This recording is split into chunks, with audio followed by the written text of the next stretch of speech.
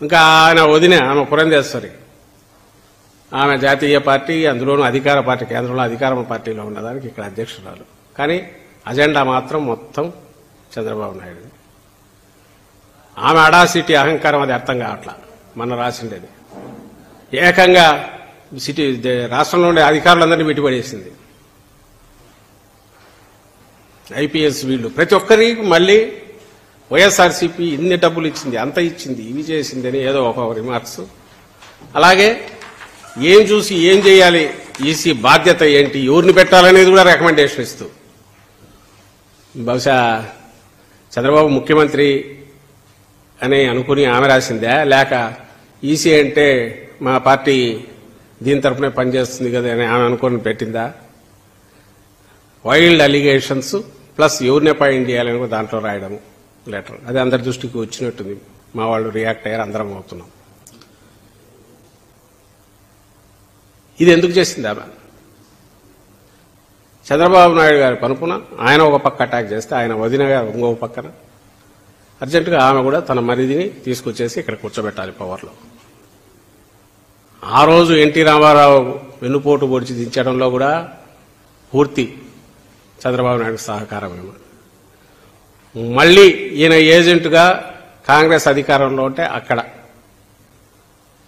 ఆయన ఏజెంట్గా, ఇప్పుడు మళ్లీ ఆయన ఏజెంట్గా ఆయన ఒక పక్క నుంచి ఈసీ మీద ప్రెజర్ చేస్తే ఈమె షీ థింగ్స్ బహుశా మాదే కదా రూలింగ్ పార్టీ, అక్కడ మేము ఎట్టయినా ఏమైనా డైరెక్షన్స్ ఇవ్వచ్చు అనుకుని ఈసీకి ఆమె ఇచ్చారేమో, ఆమె రాస్తున్నారు.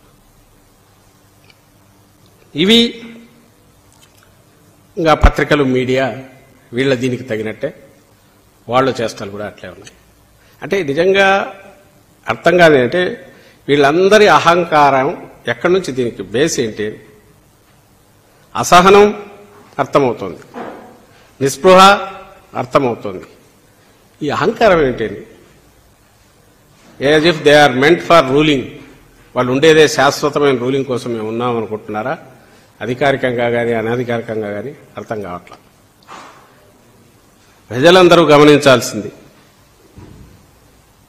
ఇలాంటి అధికారం కోసమే,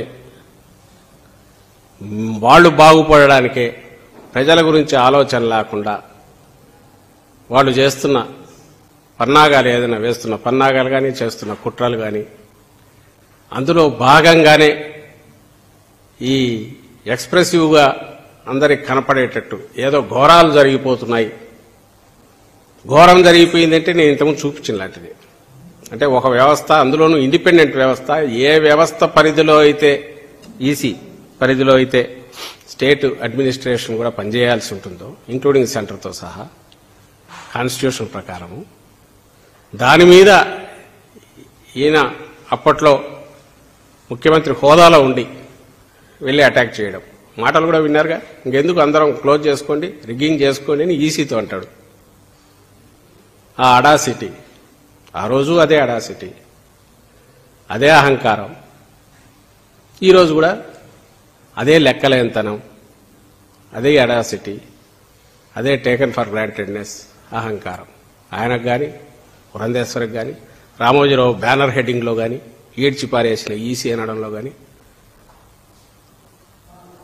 రాధాకృష్ణ వెకిలి రాతల్లో కానీ, దేంట్లో అయినా సరే నిజంగా మీరు ఎవరినైనా గమనించండి, ఇంతవరకు వచ్చిన గవర్నమెంట్లు కానీ, ఇంతవరకు వచ్చిన రాజకీయ పక్షాలు కానీ ఇంత అసహ్యంగా, ఇంత దుర్మార్గంగా, ఇంత అహంకారపూరితంగా ఎప్పుడన్నా ప్రవర్తించాయా? అండ్ ఈరోజు ఎవరైతే పోటీ పడుతున్నామో, వైఎస్ఆర్ కాంగ్రెస్ పార్టీ, అలాగే మా నాయకుడు జగన్మోహన్ రెడ్డి గారిని, ఏ రోజున్నా ప్రజాస్వామ్య సూత్రాలకు భిన్నంగా ఇలా వ్యవహరించాము? ఈ తేడా గమనించాల్సిందిగా మేము ప్రజలందరినీ కోరుతున్నాం.